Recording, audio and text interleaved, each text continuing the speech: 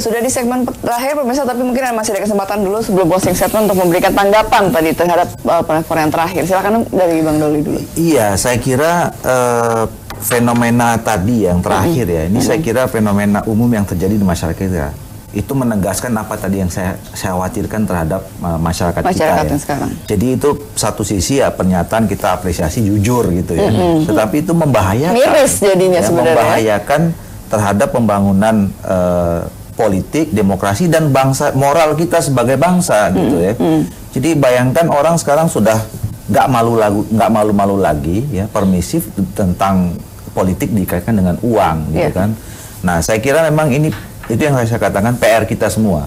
Termasuk ya yang paling tanggung jawab sebetulnya elit politik kita kan? Baik itu di pemerintah maupun di partai-partai politik ya. Bagaimana kita ingin melakukan perubahan dengan pendidikan politik, menyikapi masifnya masyarakat memandang politik serendah itu gitu. Ini kan saya kira kan bahaya buat kita.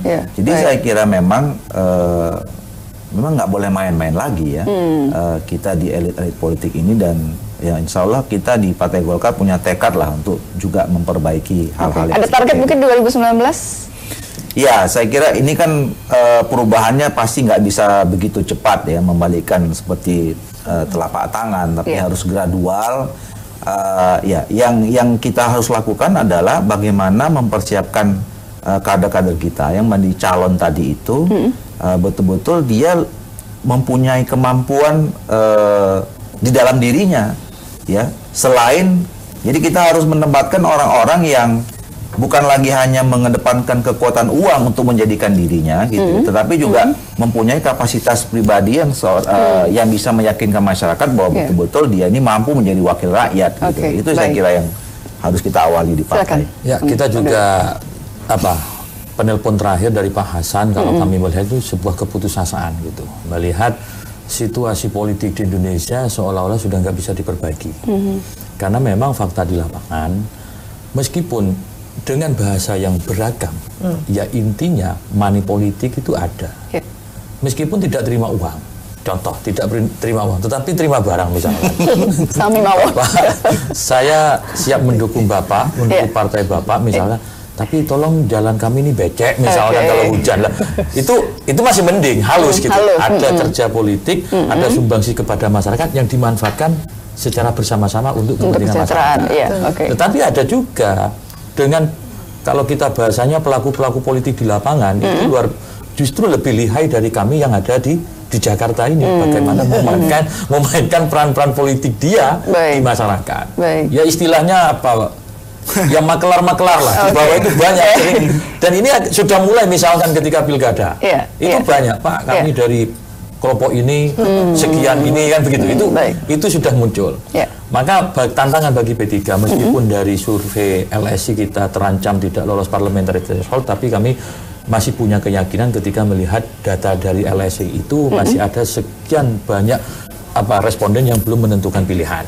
Bagi P3 ada 3 hal yang kami lakukan. Pertama, ke struktur ada bertumpu pada 3 kekuatan kalau di P3. Pertama adalah struktur, yang kedua adalah figur, figur itu siapa yang layak dicalonkan, yang ketiga adalah kultur politik di P3 tetap kami pertahankan. Jadi saya kira dengan 3 kekuatan yang kami miliki, P3 sangat siap untuk bertarung di 2019. Berkompetisi di 2019. Baik. Closing statement, singkat saja. Ya, menurut saya garis bawahnya tadi itu highlight-nya itu adalah Kompadis Partai Politik Indonesia. Jadi saya ingin mengusulkan juga memberikan semacam saran gitu ya, bahwa partai politik tidak memiliki kemewahan waktu yang terlalu panjang untuk merebut hati masyarakat. Selain gitu ya, partai-partai ini memang harus memperbaiki diri. Bagaimana menyiapkan sedini mungkin gitu ya proses kaderisasi di internal partai. Jadi jangan hanya berpikir hanya untuk pilkada serentak, pemilu serentak, nanti 2024 serentak langsung semuanya kan gitu. Itu lebih riwah lagi.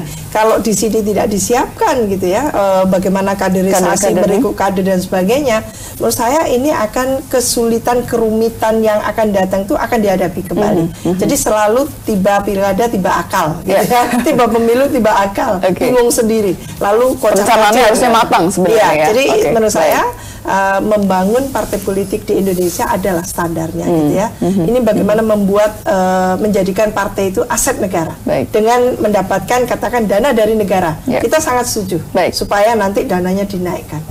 Silakan Mas Ikram, closing statement singkat. Baik, sebenarnya saya masuk lagi ke survei ya. Mudah-mudahan survei kami ini bisa jadi evaluasi ya. Tapi saya koreksi dulu, bukan terancam ya, tapi belum aman ya. Belum aman. Sama aja itu.